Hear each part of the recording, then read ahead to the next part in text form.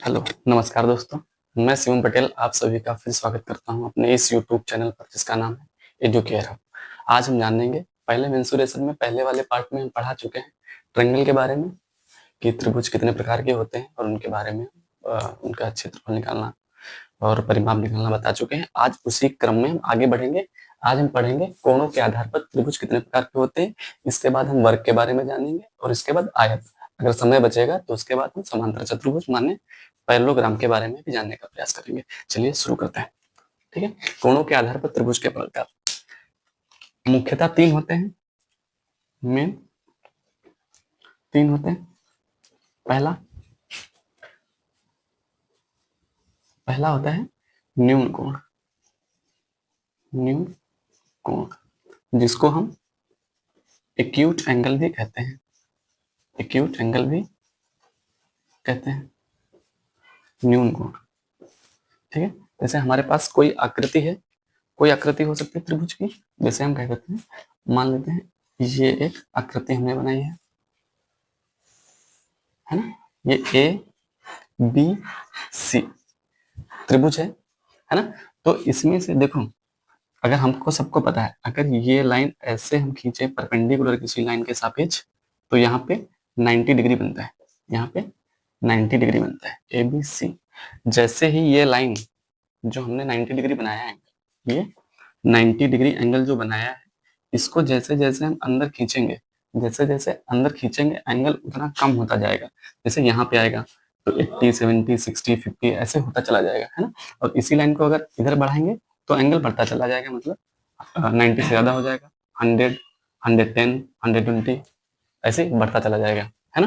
तो न्यून कोण ऐसा कोण होता है जिसका कोण 90 से कम होता है और 0 से ज्यादा होता है। तो क्या कहेंगे, more than 90, more than 90 and sorry more than 0, more than 0 and less than 90 degree. ठीक है, तो कह सकते हैं थीटा जो होगा वो क्या होगा, जो एंगल हम बता रहे हैं 0 से ज्यादा होगा, इसकी वैल्यू क्या होगी, 0 से ज्यादा होगी और 90 से कम होगी, और 90 से कम होगी, 90 से कम होगी, 0 से ज्यादा होगी। ठीक है, बात समझ आई इतनी, यहां तक कोई दिक्कत नहीं होनी चाहिए। ठीक है, दूसरा होता है अधिक कोण। दूसरा कौन होता है, दूसरा कोण अधिक कोण। दूसरा अधिक कोण, अधिक कोण माने obtuse angle. Obtuse angle, obtuse angle, obtuse angle क्या होता है, जैसे मान लेते हैं हम फिर से कोई एक त्रिभुज बना देते हैं जी। ये जैसे मान लेते हैं यहाँ पे ये लाइन है, इसको हमने ऐसे कर दिया और ये, है ना। जैसे इसमें ऑब्ट्यूज कोण हो जाएगा, ये ऑब्ट्यूज है, सॉरी न्यून कोण है, ये न्यून कोण है ना।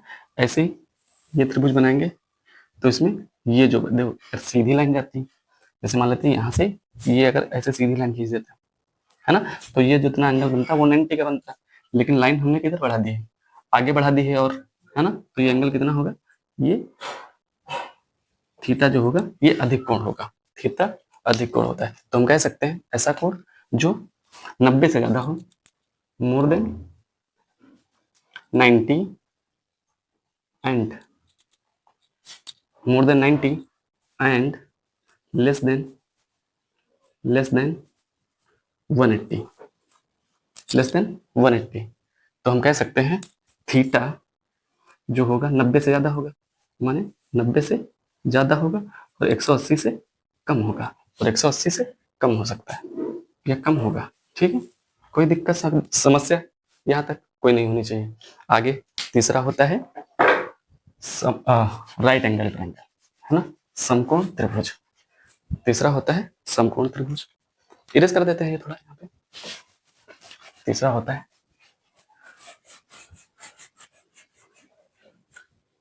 समकोण त्रिभुज।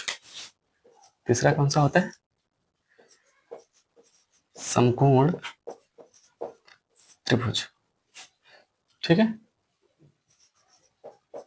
समय त्रिभुज त्रिभुज का देना, न्यून कोण त्रिभुज, अधिक कोण त्रिभुज, समकोण त्रिभुज, है ना, समकोण त्रिभुज।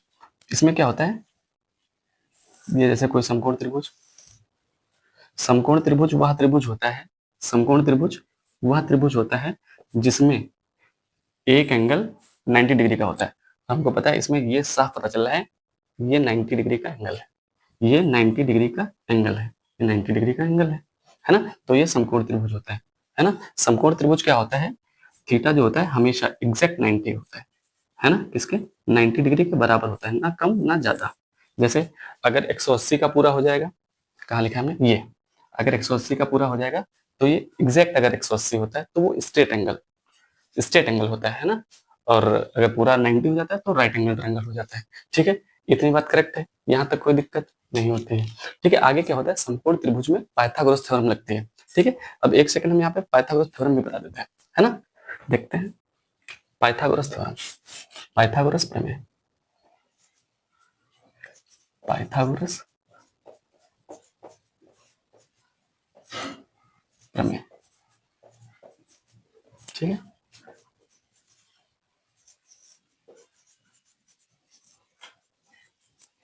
पाइथागोरस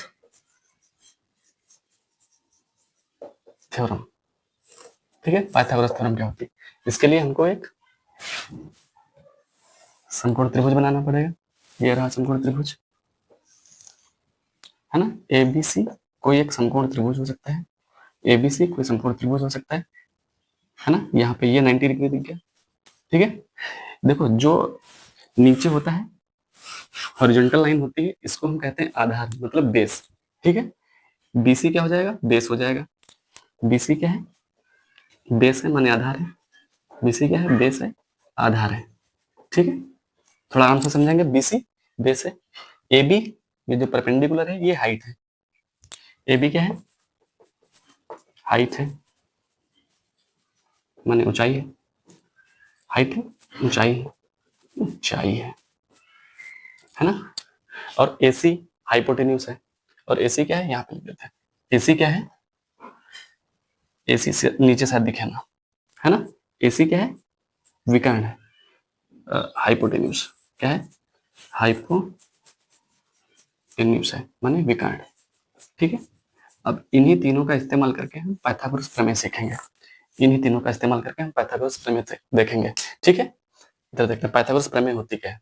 हम कहें अगर बेस का वर्क कर दिया जाए और ऊंचाई माने हाइट का वर्क कर दिया जाए तो वो विकर्ण के वर्ग के बराबर होता है। तो हम कह सकते हैं आधार का स्क्वायर, आधार का वर्ग प्लस ऊंचाई का वर्ग प्लस ऊंचाई का वर्ग प्लस ऊंचाई का वर्ग, है ना। या तो ऐसे लिखते ऊंचाई का वर्ग, एक सेकेंड, ऊंचाई का वर्ग लिखने की जरूरत नहीं, यहां पर लिख देते हैं ऊंचाई का, सॉरी गलत चल हो गया, ऊंचाई का वर्ग बराबर विकर्ण का वर्ग, बराबर विकर्ण का वर्ग। कह सकते हैं ये बात। आधार कितना है हमारा, लिखेंगे बीसी, आधार कितना है बीसी, तो बीसी का स्क्वायर, बीसी का स्क्वायर प्लस ऊंचाई कितनी है, ए बी ऊंचाई है, ए बी, ए बी का स्क्वायर, ए बी का स्क्वायर बराबर विकर्ण, विकर्ण क्या है ए सी, विकर्ण है ए सी, ध्यान से देखेंगे ए सी, तो ए सी का स्क्वायर हो जाएगा, है ना। तो यही पाइथागोरस थ्योरम होती है ना। और पाइथागोरस थ्योरम में खूब ट्रिपलेट यूज होती है। ट्रिपलेट कैसे बनाई जाती है, इसके लिए हमने एक रील बनाई है ना, आप लोग देखना। बी सी का स्क्वायर प्लस ए बी का स्क्वायर बराबर ए सी का स्क्वायर। हम कह सकते हैं आधार का वर्ग, आधार का वर्ग प्लस ऊंचाई का वर्ग बराबर होता है विकर्ण के वर्ग के। ठीक है, आगे बताते हैं। वर्ग के पहले आयत माने रेक्टेंगल जान लेते हैं।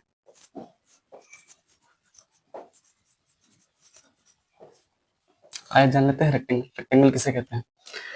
रेक्टेंगल एक ऐसी आकृति होती है चार लाइन से घिरी हुई, है ना, जिसके आमने सामने की भुजाएं बराबर होती है ना, जिसके आमने सामने की भुजाएं बराबर होती है ना।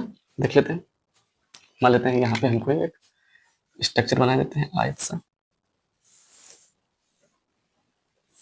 ये ठीक, ये है ए बी सी डी, ए है, ये कोई पॉइंट बी है, ये कोई पॉइंट सी है, और ये पॉइंट डी है।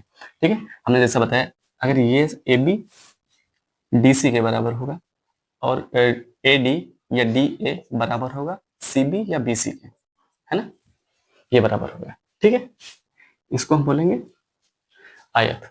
आयत के जो ये एंगल होते हैं वो 90 डिग्री के होते हैं, माने समकोण होते हैं, है ना, राइट एंगल होता है। ठीक है, सही। देखो कि जब हम आयत का परिमाप बताएंगे अभी और इसका क्षेत्रफल बताएंगे। देखो परिमाप इन जनरल कोई भी आकृति हो, कोई भी क्लोज्ड फिगर होता है ना, तो उसका परिमाप हमेशा उनकी भुजाओं का योग ही होता है, इसके अलावा कुछ नहीं होता। जैसे जनरल फार्मूला हम बोले, कोई सामान्य फार्मूला क्या हो सकता है, सम ऑफ ऑल साइड, जितनी भी साइड होता है। कोई भी कैसा भी फिगर हो सकता है कि कोई भी भुजा आपस में बराबर ना हो और 5-6 भुजाएं हो, तो सबका योग कर देंगे, परिमाप निकल आएगा। परिमाप सिंपली होता है भुजाओं का योग। जैसे मान लेते हैं हमारे पास कोई भी चीज है, फोन है हमारा, तो फोन की जितनी भी डायमेंशन हैं चारों, है ना, चारों को ऐड कर देंगे, वही परिमाप होगा।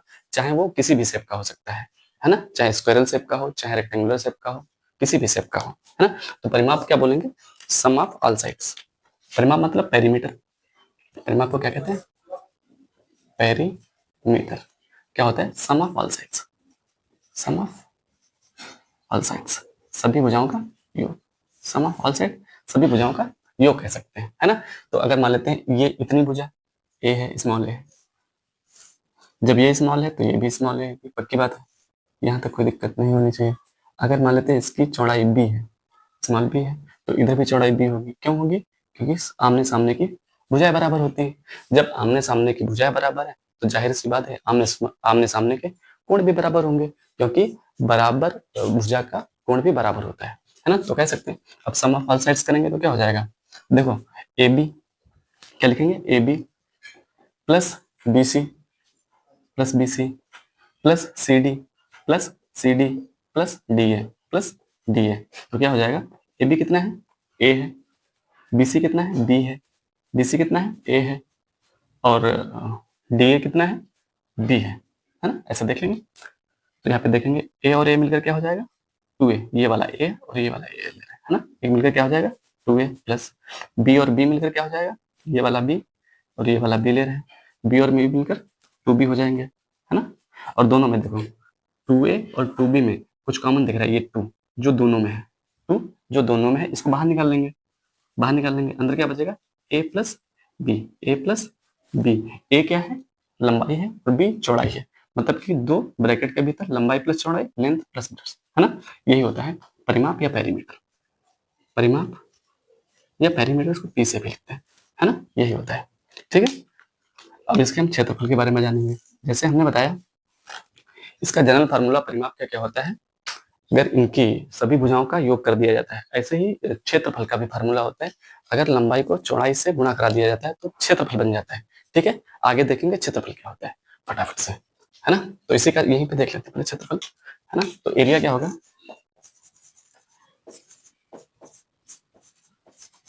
क्षेत्रफल, क्षेत्रफल क्या होता है, लंबाई गुणा चौड़ाई, लंबाई क्या है ए, ऊंचाई क्या है बी, तो एरिया क्या हो जाता है ए इंटू बी, ये लंबाई गुणा चौड़ाई। एरिया हमेशा जो होता है स्क्वायर यूनिट होता है, इसका यूनिट क्या होता है स्क्वायर, है ना, मतलब जितना भी मीटर होगा तो मीटर स्क्वायर होगा, सेंटीमीटर होगा सेंटीमीटर स्क्वायर हो जाएगा, स्क्वायर हो जाएगा। और इसका सिंपल मीटर है तो मीटर रहेगा, सेंटीमीटर है तो सेंटीमीटर ही रहेगा। ठीक है, इसका विकर्ण, आयत का विकर्ण, विकर्ण, है ना, डायगोनल ऑफ रेक्टेंगल,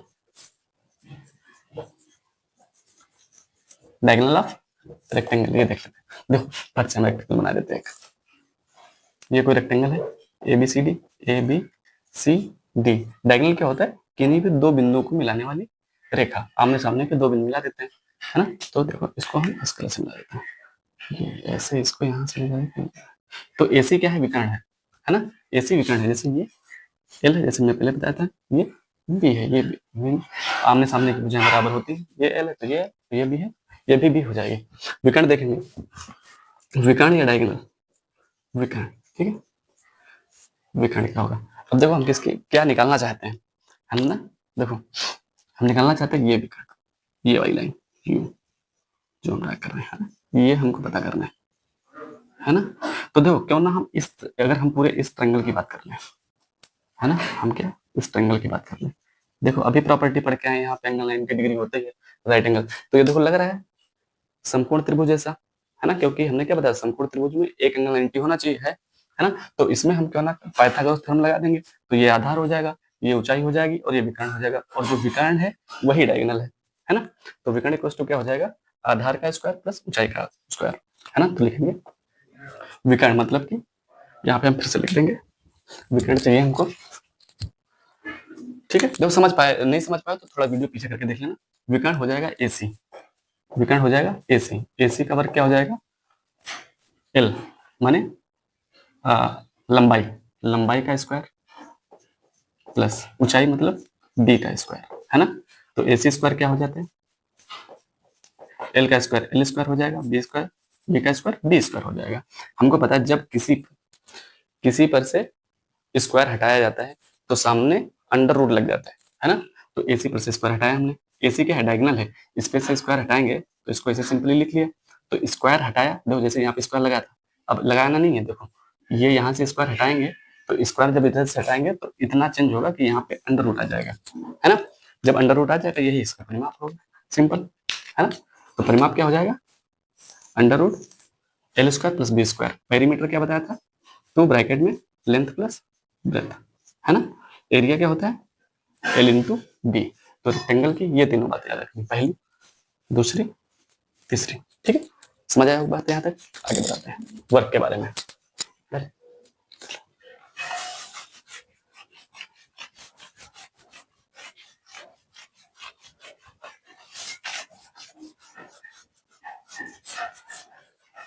है ना, चलो अब वर्क के बारे में जानते हैं भाई, ठीक है। वर्क, वर्क मतलब स्क्वायर, स्क्वायर के बारे में जानते हैं, ठीक है।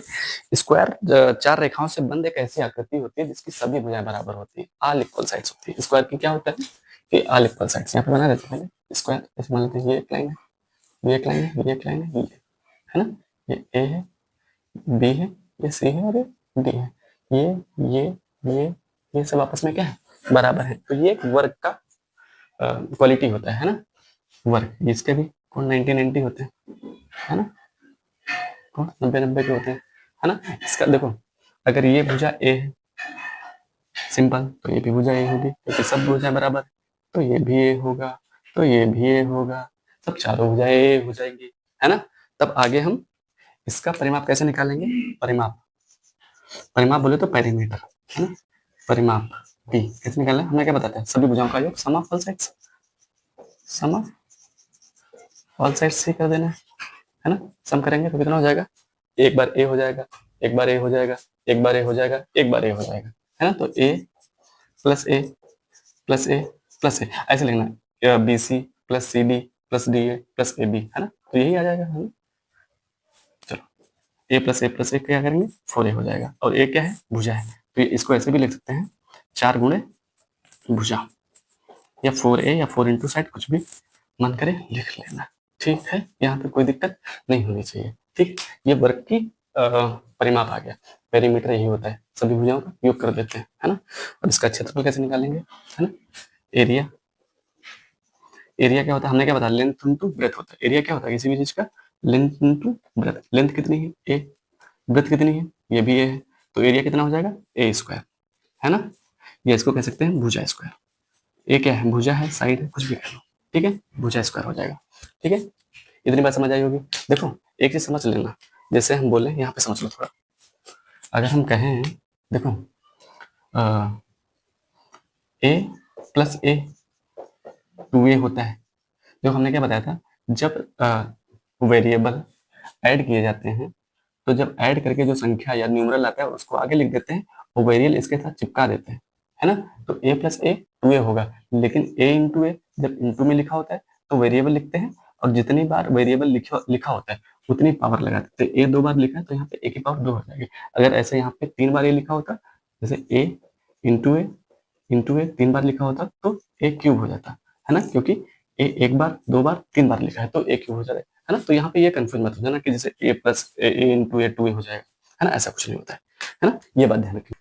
डायगोनल क्या होता है, और डायगोनल हमने क्या बताया, दो आमने सामने के बिंदुओं को मिला दो, वर्टेक्स को, ये एक भी वर्टेक्स है, इसको डी से मिला दिया तो यही डायगोनल हो गया, है ना। तो डायगोनल देखो यहाँ भी राइट एंगल बन गया, अगर ध्यान से देखेंगे ये क्या है,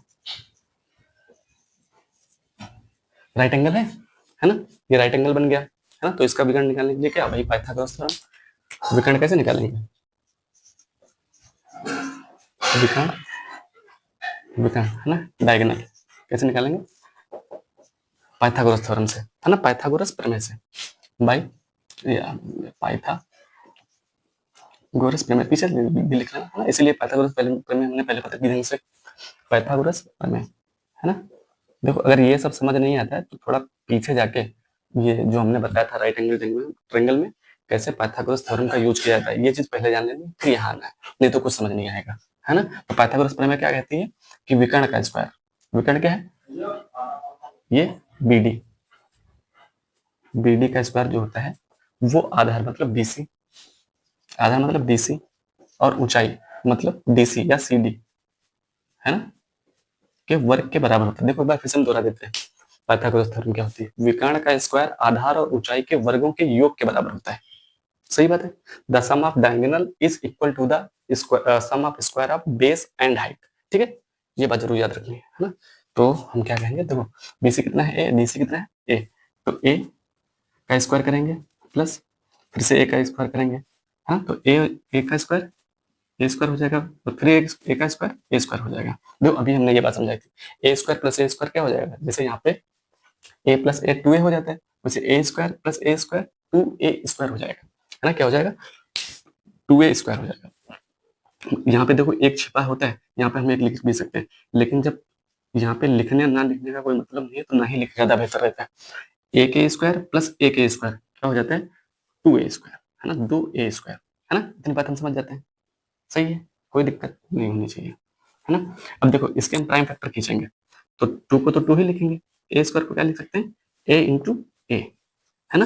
अब देखो जैसे यहाँ पे हम बी डी स्क्वायर लिख देंगे, या इसको एक्स भी लिख सकते हो, डी भी लिख सकते हो, जो तुम्हारा मन करे, है ना, कोई भी वेरिएबल भी मान सकते हैं चाहे तो, ये हमारे ऊपर डिपेंड करेगा, है ना। बी डी बार बार लिखना अच्छा नहीं लगता है। देखो हमने क्या बताया था, जब किसी भी नंबर पे स्क्वायर लगा था, जब उसका स्क्वायर हटाते हैं तो चेंज करते हैं, हम उसको अलग पेन से लिख देते हैं, तो सामने वाले पे अंडर रूट आ जाता है, सामने वाले पे अंडर रूट आ जाता है। यहाँ पे एक बात और समझ लेना, जैसे अंडर रूट में कुछ भी लिखा होता है, जिस सेम चीज का पेयर मिल जाएगा, जिस सेम चीज का पेयर मिल जाएगा उसको हम निकाल कर एक बार बाहर लिख देंगे, मिलेगा मतलब पेयर तो ऑफकोर्स दो चीजों से मिलकर बनता है, लेकिन अगर जैसे ए इंटू ए लिखा है तो पूरा एक पेयर बन गया, और पूरे पेयर को एक बार लिखेंगे, माने पेयर में से कोई एक निकालेंगे, जैसे ए स्क्वायर है तो ए इंटू ए, देखो यहाँ पे समझना, 2 बार लिखा है तो इसको एक बार बाहर लिख लेंगे, तो क्या हो जाएगा, एक पेयर मिल गया तो एक बस बाहर लिख लिया, है ना, और ब्रैकेट में क्या बचा, ये तो बाहर निकाल लिया, तो अंडर रूट में क्या बचा, सिर्फ 2, क्या बचा, सिर्फ 2। तो डायगोनल क्या होता है, बीडी क्या निकल के आया, ए रूट 2, है ना। यहाँ तक बात समझ आ गई होगी, ठीक है। अगर यहाँ तक बात समझ आई है तो फिर आगे हम पैरेललोग्राम और रोम्बस या समांतर चतुर्भुज और रोम्बस रोम्बस को हम आगे वाले वीडियो में बताएंगे, ठीक है। अगर ये वीडियो आपको अच्छा लगा हो तो हमारे चैनल को लाइक करें, सब्सक्राइब करें। थैंक यू, टेक केयर, मिलते हैं नेक्स्ट वीडियो, धन्यवाद।